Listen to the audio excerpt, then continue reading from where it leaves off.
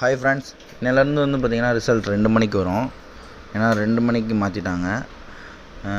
மே மாதத்துலேருந்து மாற்றிருக்காங்க. இப்போ 2ஆம் தேதியிலேருந்து. நேற்று 1ஆம் தேதி உழைப்பாளர் தினம்னால லீவு. இன்றைக்கி வந்து பார்த்திங்கன்னா நம்ம எடுத்திருக்கோம்.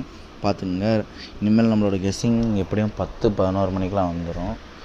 கொஞ்சம் குயிக்காகவே போடலாம். இப்போ வந்து பார்த்திங்கன்னா 5க்கு 0, 1க்கு 1, 3க்கு 8, 5க்கு 5, 4க்கு 9. அப்போ 2-7 எனி1 ஸ்ட்ராங்கு. நம்ம எடுக்கிறதுல வந்து பார்த்திங்கன்னா 2 இல்லைனா 7 எனி1ல் ஸ்ட்ராங்கு. அதையும் நான் சொல்லிடுறேன் எது ஸ்ட்ராங்குன்னு. பி போர்டில் வர மாதிரி தான் இருக்குது. 2-7 2-7ன்னு வருது. ஸோ 2-7 வந்து பி போர்டில் தான் மெயினாக ஸ்ட்ராங்காக இருக்குது. அதை பார்த்துக்குங்க. இதில் வந்து பார்த்திங்கன்னா டபுள்ஸ் காட்டுது.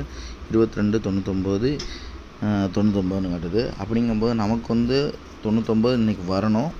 பார்ப்போம் எப்படின்னு. சாரி, 99ங்கிறேன். 22 வந்துருச்சு, 99 வந்து 99 வந்துச்சு. டபுள்ஸ் வரணும். இதில் டபுள்ஸ் வந்து என்ன வருதுன்னா, நமக்கு வந்து பாருங்கள் 764க்கு 24 வந்துருச்சு, 889க்கு 29 வந்துருச்சு, 72க்கு 72 வந்துச்சு, 47க்கு 47 வந்துச்சு, 21.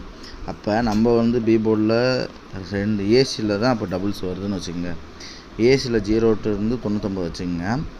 இதில் மெயின் 3 டிஜிட்னால் 1 2 1 6 2 1. அதே அப்படியே பவர் வச்சுக்கோங்க. சாரி, இப்படி வச்சுக்கோங்க.